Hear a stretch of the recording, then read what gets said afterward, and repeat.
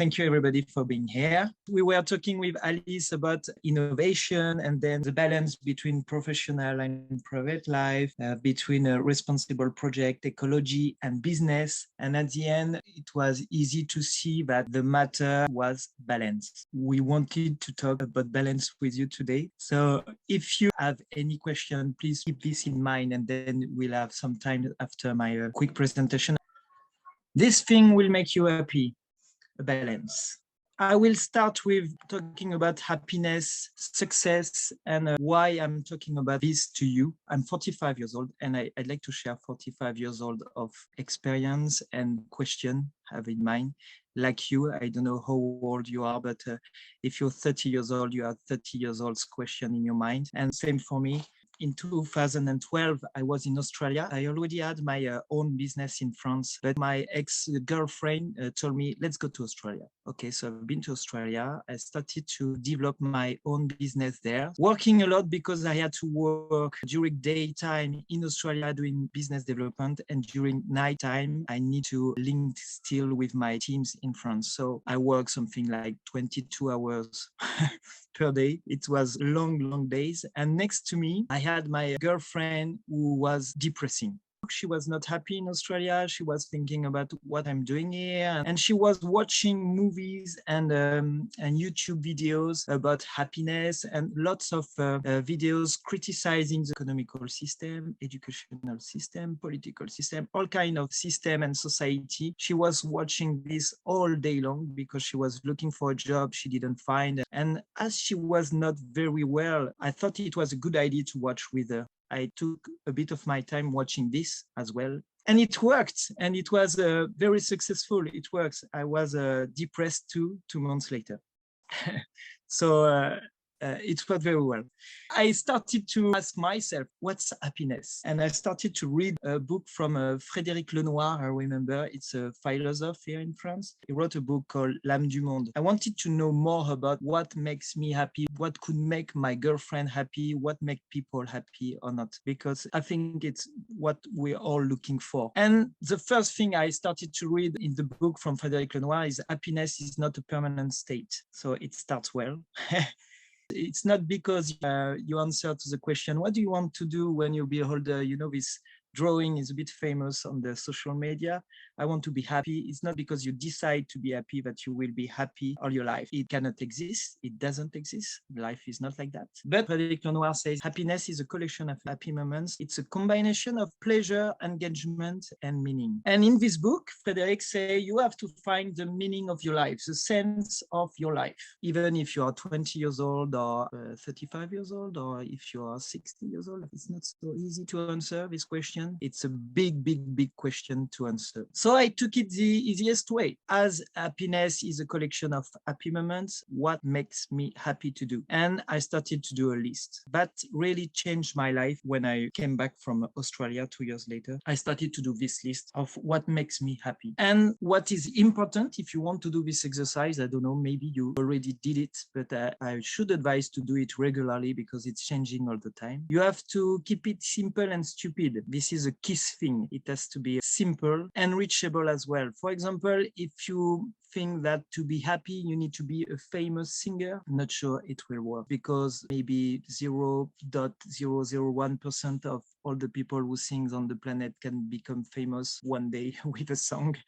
Some of them maybe with 2 songs and more, but it's hard to reach. And I don't think it's a good answer and a good thing to do, because what makes people happy is not to be famous, is to sing first. So keep it simple and stupid. If it's just sing makes you happy, okay, just put it on the list, sing. Same, if you put on the list, for example, travel the world, it's not so easy. You need money and you need time to travel, I don't know, to Asia and travel the world. It's not so easy. So maybe before traveling, you can put on the list move. Sometimes you just need to move 20 kilometers from your home, go in the countryside and walk during 2 days. You take your tent and you're with your boyfriend, girlfriend, or your dog, or just you alone, as you want. But you're just 20 kilometers away from your home. you walk and you're not very far, but you're already starting to travel. And same, don't put on the list something like, I want to be a superhero. That doesn't work. Learn new thing. It's interesting. This is something that everybody can put on their list. I think so, because we all this motivation in life. Yeah, make a list. This is what I did in 2014. I make a list, and then I started to put a percentage on this. And I realized, okay, I like to sing, I like to play music, and how much time in my life does it take? And how much time do you want me to sing? I realized that it was something like 1/3% of my time. I'm singing all the time. My colleague can't stand up with me anymore because I'm singing in the office all day long. I'm doing gigs, concerts, I'm playing with a band, I'm doing repetition regularly. And even when I'm on holidays, I'm always taking my guitar with me. I work with teenagers as well during summer camp, during the summer. And I sing all day long as well. So it's a big percentage for me. But same, at the end, you make a list and that you put percentage in front of this list because it helps to get to the happiness point. And then what I started to do is act. Do things, make decision and change. And that's the main thing to do. Understand what makes you happy is important in the process, but if you don't act, if you do not do things, if you don't take decision or change, that doesn't work. So you just act, you just start to organize because it's a question of organization and time. Everything's possible. Even if you want to sing 1/3 of your time, everything's possible. You can start to organize your time, but you need to take decision, you need to act, and you need to do things. And then what we're talking about is it's just a matter of balance. Please keep in mind this list thing, this percentage thing. I will introduce myself first, and then we'll talk about the balance thing. So my name is Jérémie Lemaitre. I'm 45 years old. I'm an entrepreneur since the age of 23 years old. I've got several companies, EO Team, Square Labs, Sowrs, LRP, 3P. These are the active companies, but I think I did something like 15 or 20 companies. I'm not talking about the failing ones, of course, but I tested many things. I lived in UK, in Australia, in France and Portugal, and there I did some business as well. Each summer, I'm a summer camp leader. So during 1 month minimum, I go abroad with French teenagers doing fire camps and playing guitar and singing together. I'm a musician for 39 years. I live in a 20-meter square wooden hut most of my time in Caen. It's in the middle of the city. When I was in Australia, I realized that coming back to France, I don't want to live in this big house I had in Normandy, in Caen. 100-meter square. It's too much to clean, too much to be comfortable, too many things to do. And I realized that I needed this. And I did this. I'm also a teacher. I'm doing conferences. I've got a TEDx online. I'm an entrepreneur coach. I'm helping some young people building their own business. I'm also president of a human organization called Destination Enfants du Monde. And we did some projects in different countries, like in Peru, in Morocco, in Tanzania, that helps kids to access art and culture. And I'm working on a professional side with a founder, CEO of Deezer, VP, Créé, Media One, TripAdvisor, My Truck, several companies that you may know. And yeah, people call me the atypical entrepreneur. Because maybe I just made this list one day and started to organize my life to do it. So balance is the key. And how did I realize this? It's because one day I had a very serious backache. I called my mom and say, "Oh, mom, do you know a good physiotherapist?" And I'm completely blocked for my back. And she told me, "I know someone. I do not know if he's still kinesiotherapist. I think he's doing a strange thing, but you can call him. He's in Caen. You'll meet him and you will see." And I called him. His name is Jean-Louis. He told me, "No, I'm not a physiotherapist anymore. I'm doing traditional Chinese medicine. And this exists for 3,000 years. Not Jean-Louis is doing this for 3,000 years, but traditional Chinese medicine exists for 3,000 years. He started to work with me and he talked to me during 45 minutes. That was quite long. And then I lied. He started to manipulate me, put his fingers on the energy point, doing some acupuncture, but with his fingers. So we call this acupressure. And I asked him, "What are you doing, Jean-Louis?" And he replied, "I'm just adjusting the balance in your body, in your mind, and your heart. If your mind is too stressful, that doesn't work. If your heart is too in love or too sad. That doesn't work. So you have to adjust the balance all the time. And when I came back from Australia, I made this list of what made me happy. I realized that it was same in life. I had to accept that I was not perfect, and we have to accept that we are not perfect. We are all full of contradiction, and in our job, in my company, it's the same. In every company, it's the same. We can't have the perfect job, the perfect us, and the perfect colleagues and everything. But we can accept the fact that we need to adjust the balance between what we want, what makes us happy, and what we have to do. And about this, of course, there is climate change stress, because we are all seeing the climate change thing. We are all concerned. So we are all looking to be more responsible, and we need to do the balance between what makes us happy, what is responsible, what we have to do, and what we need to do. Because we are all compelled to do things. We are all compelled to pay the bills, except if you live in a forest and you don't need money anymore. But I'm not sure you are in this case. So we all need to do things, but then it's just a matter of time and organization. So balance is a key. In the company, it's the same. We need to find the balance between rentability and how we can make money, including responsible process. And we need to find this balance between work hard and play hard. In my example, I'm now working 3 hours per day maximum. That was not like this 20 years ago, hopefully, because my list has changed. 20 years ago, my main percentage maybe was to learn new things. And when we start a new job, when we start a new function in a company, what's good is that we are learning a lot. And if we are learning a lot, we're like happy because it's all part of our list. The problem is that on a long-term basis, learn is not enough, because after 2 months, you know your job. Then what you do, you just repeat what you learned.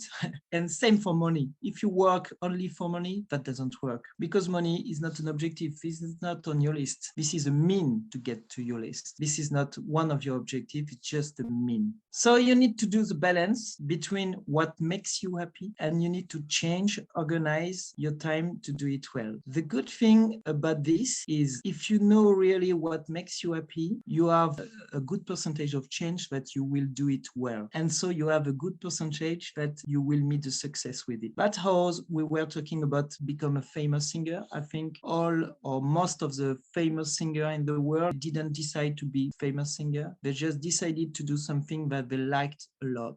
They like to sing a lot. So what did they do? They organized to do that. Sometimes they quit their family because their family were talking to them, no, you have to work in a big company, or you need to be a doctor or something like that. But someone who is passionate about something and needs to do it, big percentage of his daytime, organize his life to do it. That's how we have famous singer, famous entrepreneur as well, or famous everything, sport people. And if you do the choice and if you organize your time and your life, you have a good chance to meet success with it. You have this list in your mind. You know what makes you happy. You know what percentage of your time you want to spend doing this kind of thing. But the difficulty is the balance is personal and unique. And in a company, usually you work with colleagues and they all have their unique balance. Same with your boss, same with your manager. They have their own balance and they have their own goals. Everything's possible, even if you are entrepreneur or if you are an employee in a company, but you need to take in account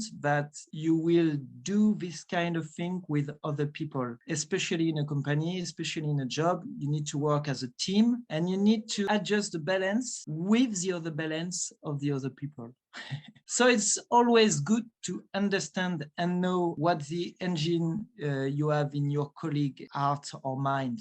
And same with your products. As your product manager or as you're selling things on internet, it's the same. Your clients all have their own balance. And what can make you be successful and what can make you happy and make them happy is to understand their own balance. Hopefully, we have common points in the balance. We were talking about the climate change process at the moment that we're all seeing. This is why back market is famous now, because everybody is stressed on this. Everybody wants to be more responsible in the way they consume, in the way they buy things. 20 years ago, we didn't have this question. We wanted a new computer. We just went to the FNAC, we buy a computer, and that's it. Now we're all thinking about what's the best way, what's the most responsible way to buy a computer. That doesn't mean I am perfect, because I'm still using a computer and I'm still using a lot of data.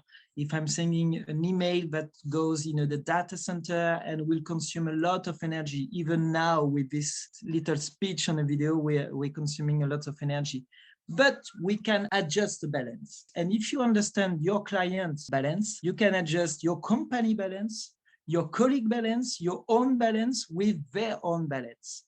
And if you meet that, and if you progress, because this kind of balance is always changing, the thing you put on the list is always changing because you're changing personally and your environment is changing. But if you adjust all this kind of balance, if you're organized with your time and your objective and what you want to do and where you want to get with that, it's possible. So thank you very much for listening to me. If you have any question, I'm very happy to answer you and happy for this time. And why I'm happy, because on my list, there is something that is important for me, is transmitting or getting some new ideas from other people. This is why I'm doing this summer camp thing, for example. This is why I'm still motivating to go in my company and work. It's maybe not because of the money thing and learn new thing, because I'm still learning a bit, but maybe not enough to be 100% happy. But in my happy list at the moment, I've got to transmit to other people. And in my company, I can hire junior people and we can work together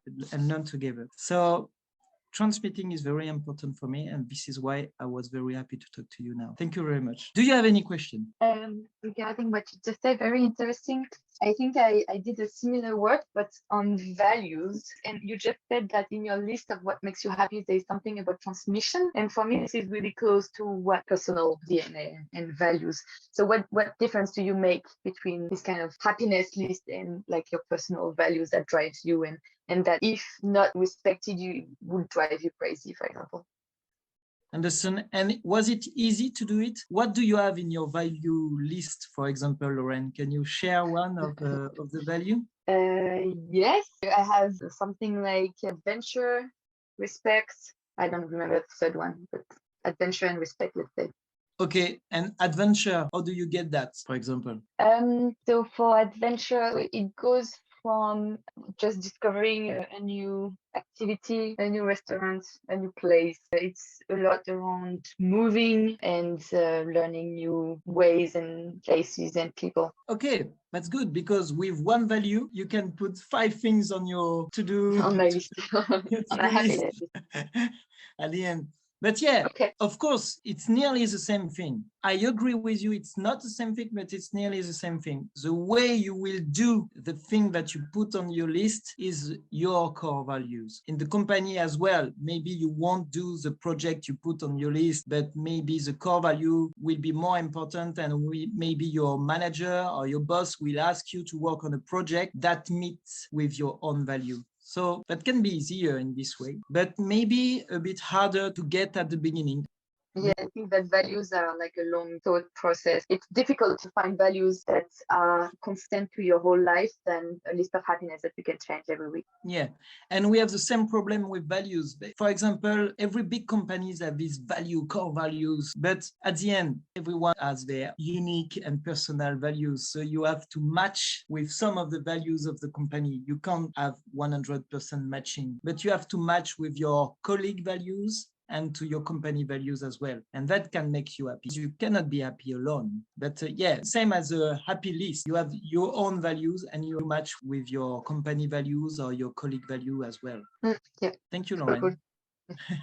Not Hello. question, but just saying, yeah, everything you said resonates a lot. I think it's very difficult to find the balance. We're talking with Lauren about that because being a mother or a father anyway is also a difficult thing to consider in the balance, because sometimes it's very difficult to challenge how important is your family when you also love your job, as an example. And in parallel of that, as we're all, or most of us, product manager, finding the balance in our day, managing so many things in parallel, prioritizing stuff, etc., is very difficult. I read an article that was really interesting in terms of what are the things that sometimes you do at the wrong time of the day because they give you this kind of satisfaction. So those little happy moments in your day where you feel, that's good, I did it, when actually it brings no value in your work. So then you feel more overwhelmed, etc. So yeah, just wanted to say that it resonates a lot. I have never done such a list of what make you happy, but I think it's a great one. So thanks for sharing. Yeah, it's easy exercise at the end. Easy exercise, but usually at the beginning we put 1 or 2 things on the list. And when we start to think about it, you have at the end 20 or 25 different things you can put on the list, but then you have to do a priority maybe. And when you say we're all product manager, we are all stressed about time and we have a family life, it's a question of time and decision and organization with this. Not so easy. I'm not saying that's easy, but a good thing is to work on efficiency. I think at the beginning, we need much more time to work on things. And then because we are progressing, we are learning new things, we know how it works, because we understand what the core value or your colleague or the happy list of your colleague or your colleagues works and your company and boss work, it's much easier to work on efficiency. And maybe at the end, you needed something like 3 hours to do, I don't know, a kind of meeting, and then you can reduce it to 1 hour. And all you can do more efficient is more time to spend on the happy thing list. But yes, of course, we all have things to do. The family thing, for example, is a choice. So I think it was a choice as a happy thing to do in your list at one moment in your life. And I hope it's still. But, that's what I said to Lauren. Of course, it's a choice. Then you have that phase of frustration where you're like, how am I going to handle everything? Did I make the right choice? Of course, I think most people ask themselves this question. But then at some point you realize, yeah, I made this choice. And this is what makes me feel good about it. It's because you were not forced. And in my case, I wasn't. But yeah. So then you find that balance and it makes you happy because you realize it was a decision and you are the one making it and you're not suffering from it. But yeah, it's decision, but it's not so easy, but everything's possible. But we still have to think about it personally. I think we still have to do regularly this list. It's not like I'm writing down on a piece of paper each year, but it's always changing here. And I just keep this in mind. Oh, okay, at the moment, I'm very passionate about this thing. So I put a bit more of my percentage on this. And even if I don't access to this percentage, that means I spend, I don't know, half of my time doing this kind of thing. Anyway, it's a goal, it's an objective, and I try to organize to do it more, just to try to adjust the balance. And even if we are mother or father, I do believe we need to keep in mind that our kids want to have their parents happy. And for that, they need to have their happy list in mind and do things that make them happy. They can understand as well this kind of organization if you discuss with them. Same with your colleague, same with your boyfriend, girlfriend, your husband, I don't know. But everybody can understand that if they really like to work with you or they love you. I have a question. First, thank you so much for your time, Jérémie. That was really interesting. I loved it.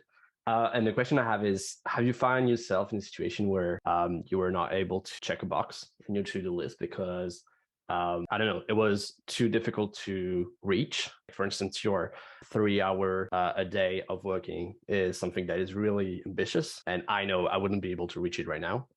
So let's say I put that on my to-do list and I end up not actually realizing it. Have you found yourself in this situation? And if yes, how do you actually react to that? Okay. The 3 hours per day work was not on my list, but all the other things that I need time to do were on my list. So I realized that if I was working more than 3 or 4 hours per day, I was not able to do things I had on my list. So I had the choice between earning more money and spend more time in my job and selling things, or maybe trying to organize. So at the moment, my company is less profitable. I pay more people, and with this bigger team, we can organize ourselves and have all more time to get our happy thing together. I know that it's less profitable on a short-term basis, but I'm always thinking on a long-term vision. I never thought about creating a new company to sell it 1 year later or 2 years later. I just thought that on my happy list, making new project is a big percentage of my happy list as well. But I'm always thinking on a long-term basis. That means that if it doesn't work now, maybe it will work later,